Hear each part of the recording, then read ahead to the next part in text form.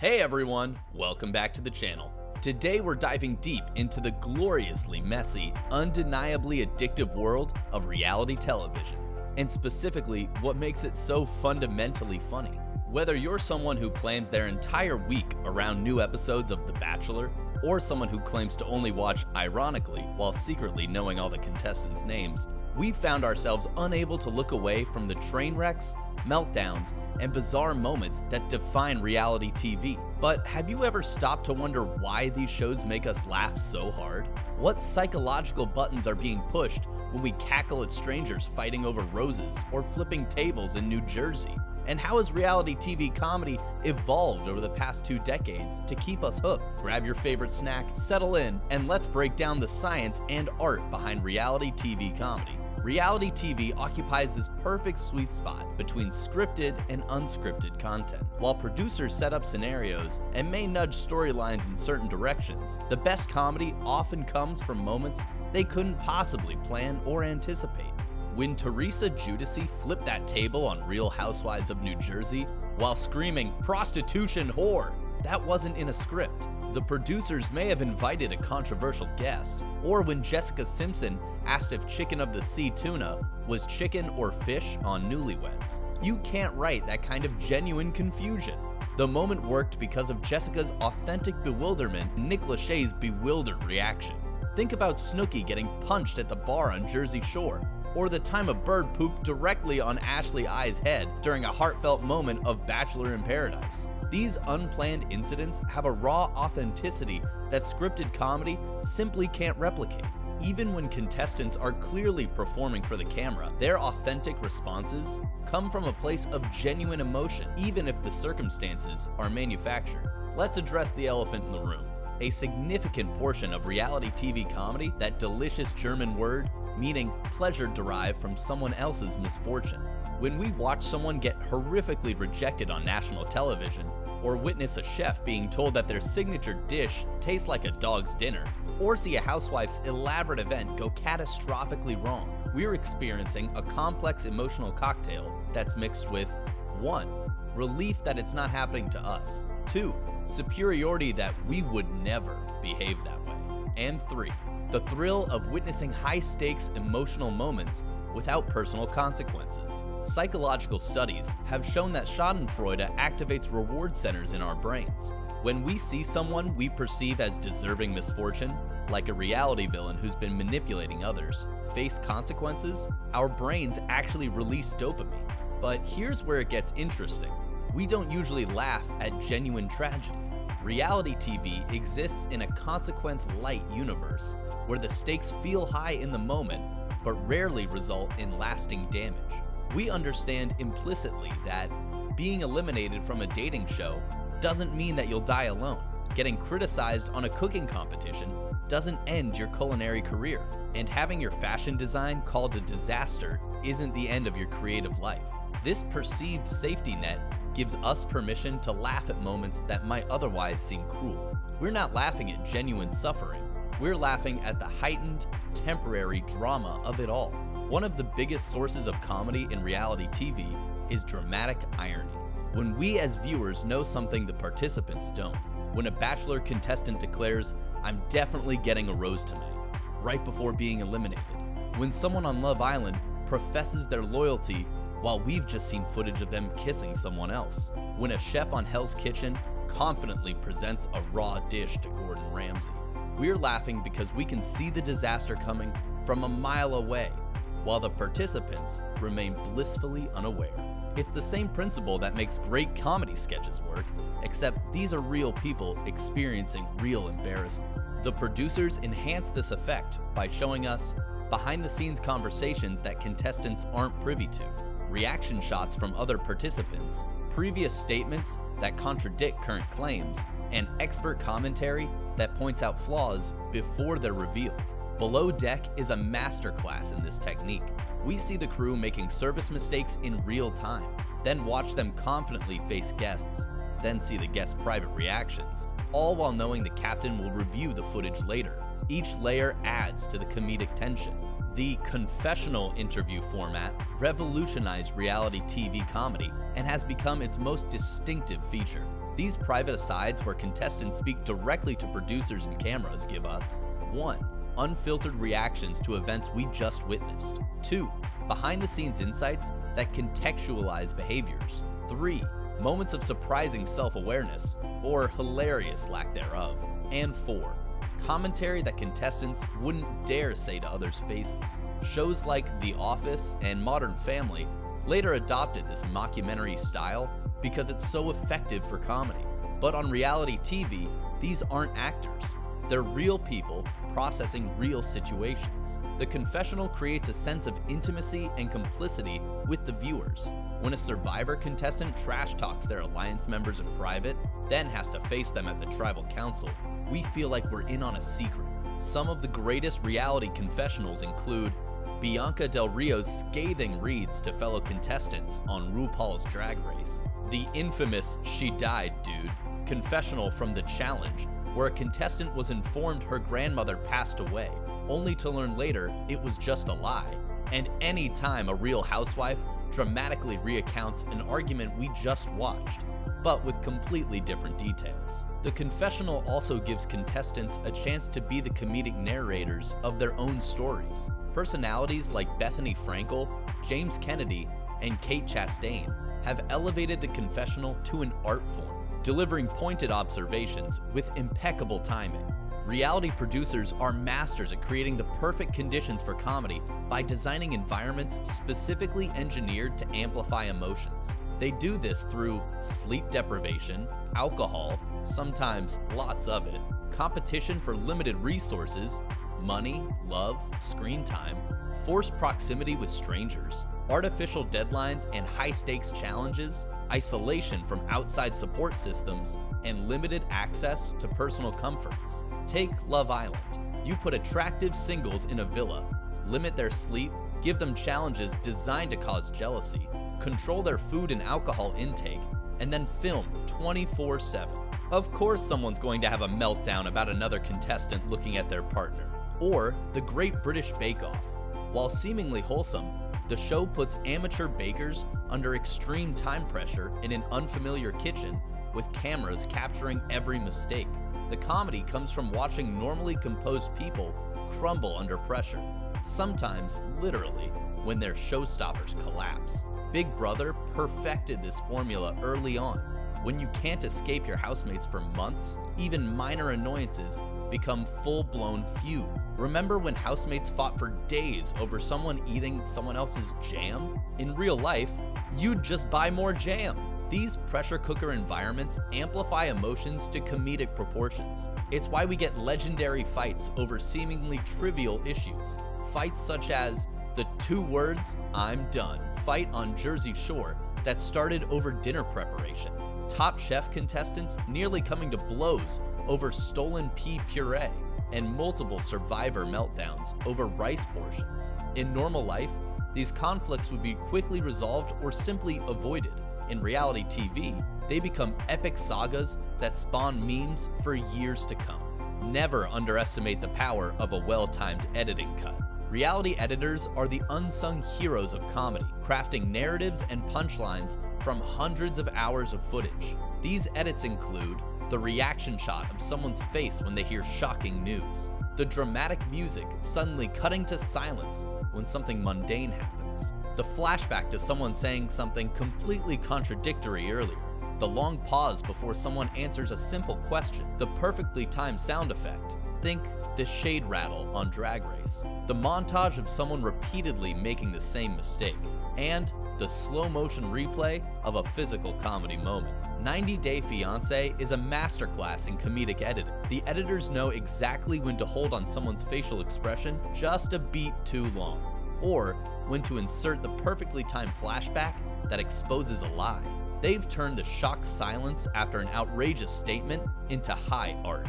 Consider how The Bachelor editors will show a contestant saying, "I'm definitely not here for drama," and then immediately cut to a montage of that same person instigating conflicts in the house. That juxtaposition creates a punchline without a single word being spoken.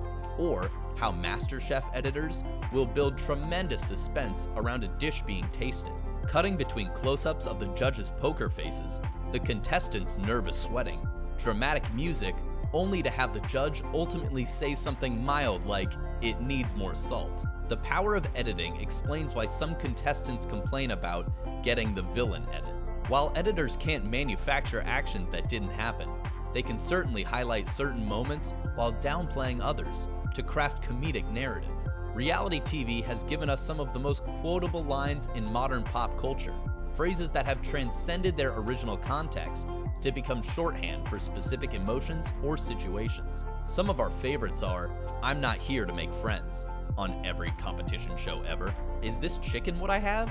Or is this fish?" from Jessica Simpson, Newlyweds. "I was rooting for you. We were all rooting for you," the famous Tyra Banks on America's Next Top Model. "How am I doing? Not well, bitch." This was Dorinda Medley on Real Housewives of New York. "You're doing amazing, sweetie," which was Kris Jenner on Keeping Up with the Kardashians. Mariah Carey on Mariah's World, referencing J-Lo. "Correct." Judge Judy's deadpan response to absurdity. "They're just hands." Kim Kardashian crying about her diamond earring.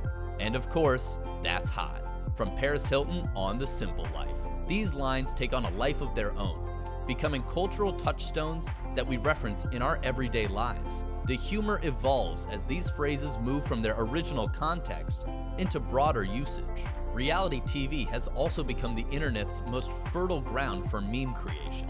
From "Woman Yelling at Cat," featuring RHOBH cast member Taylor Armstrong, to New York's "Beyoncé" reaction from Flavor of Love, these moments have been remixed, repurposed, and recontextualized millions of times. What makes these memes so effective is their expression of universal emotions through highly specific moments. When we share a GIF of Nene Leakes saying, "I said what I said," we're channeling her perfect embodiment of unapologetic confidence. Reality TV has developed its own set of character archetypes that we immediately recognize across different shows. These are the villain who isn't here to make friends, the naive innocent who's never seen the show before, the party animal who takes things too far, the strategic mastermind who overthinks everything, the hot mess who creates chaos wherever they go, the voice of reason who delivers perfect reaction shots, and the underdog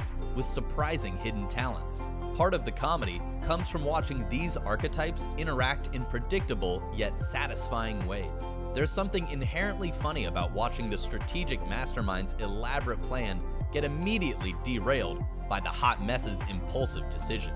But the best reality TV comedy comes when these contestants either lean into these archetypes to absurd degrees or subvert them entirely. Tiffany New York Pollard elevating the villain role on Flavor of Love to such theatrical heights that she became more beloved than most heroes. Paris Hilton and Nicole Richie playing the rich girl stereotype on The Simple Life by taking it to such extremes that it became satire. And Christian Siriano starting as the catty villain on Project Runway, but gradually revealing such undeniable talent that his arc became unexpectedly triumphant. The most compelling reality personalities understand their character and play with audience expectations, creating comedy through self-awareness while still delivering authentic moments. Reality TV comedy has evolved dramatically over the past 2 decades. The early Wild West days were from 2000 to 2007. Shows like The Osbournes, The Simple Life, and Flavor of Love relied on fish-out-of-water premises and larger-than-life personalities. The comedy was often broad, shocking, and occasionally mean-spirited. Contestants had little idea of how they'd be portrayed, and the audience was still adjusting to this new form of entertainment. The editing was often less sophisticated, relying more on inherent absurdity of the situations. The format refinement era was from 2007 to 2013. As audiences became familiar with reality conventions, shows began playing with format expectations. The Hills introduced cinematic filming techniques and manufactured scenarios while pretending to be documentary style. Jersey Shore perfected the art of the catchphrase and character-driven storytelling. Editors became more sophisticated in crafting narrative arcs and comedic moments. The meta era lasted from 2013 to 2019. As audiences got savvier about production techniques, shows began acknowledging their own formulas. Contestants on The Bachelor would reference getting the villain edit. or use the show's terminology ironically. Keeping Up with the Kardashians started showing the family explicitly discussing how they'd be portrayed and breaking the fourth wall. The comedy became more self-referential, with shows like Unreal explicitly parodying reality TV production. And finally, the self-aware era is from 2019 to present day. Today's reality stars know they're creating content and are often trying to build personal brands. Shows like Selling Sunset and Summer House feature contestants who understand the game and play into it while delivering authentic drama. The comedy now often comes from the tension between authenticity and performance. We laugh when the mask slips, or when someone is trying too hard to manufacture a moment. This evolution parallels our changing relationship with social media and performance. As we all become more conscious of how we present ourselves online, reality TV reflects that self-consciousness while still finding ways to capture authentic moments. Reality TV comedy isn't just an American phenomenon.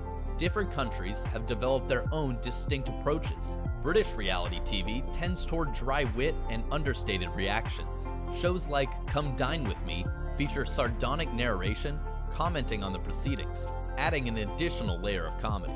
Gogglebox, which shows people watching and reacting to TV, turns viewers into the entertainment. Japanese game shows often feature physical comedy and elaborate setups that put contestants in bizarre situations. Shows like Silent Library create comedy through the contrast between absurd challenges and contestants trying to maintain composure. Australian reality TV is known for casting particularly unfiltered contestants who speak their minds with little concern for how they'll be perceived. Married at First Sight Australia has gained international attention for its uniquely chaotic energy and participants who seem willing to say absolutely anything.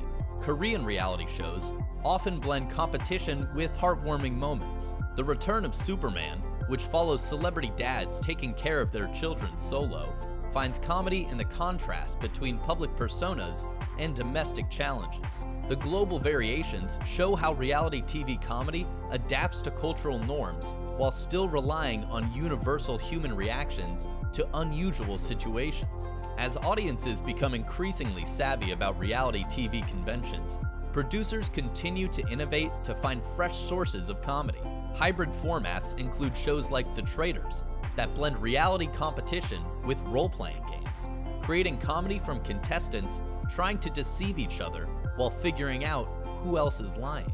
Next, social experiment evolution content includes shows like Netflix's Too Hot to Handle and The Circle create artificial constraints, no physical contact, only communicating through social media, that force contestants into comedic situations as they try to navigate these limitations. Then there is the celebrity reality renaissance, with shows like Special Forces, World's Toughest Test, which puts celebrities in genuinely challenging situations, creating comedy from the contrast between their public personas and their reactions to extreme circumstances. We also see the cross-pollination with scripted TV, and the line between reality and scripted continues to blur, with shows like The Other One on HBO, using real people in partially scripted scenarios, creating a new kind of comedy that plays with our expectations of authenticity. What seems clear is that as long as producers keep finding new ways to put real people in unusual situations, reality TV will continue to be a dominant source of comedy in our culture. Beyond the comedy, why do we keep coming back to reality TV? First, there are the parasocial relationships. We form attachments to contestants that feel like friendships. We genuinely care about their journeys, which makes their comedic moments feel more intimate and rewarding. Then, we have the social currency aspect. Reality TV gives us common ground to discuss with friends, family, and coworkers. Sharing reactions to last night's dramatic rose ceremony or kitchen disaster builds connections. We also like the emotional catharsis. These shows let us experience extreme emotions vicariously in a safe context. We can feel the thrill of conflict, the satisfaction of justice, or the joy of triumph without any personal risk. And we like the authenticity in a scripted world. Despite the production manipulation, reality TV still captures genuine human reactions that feel refreshing in an increasingly curated media landscape. There is also much comfort in recognizable formats. There's something soothing about the predictable structures of reality shows. We know a villain will emerge, conflicts will arise, and usually some form of resolution will occur.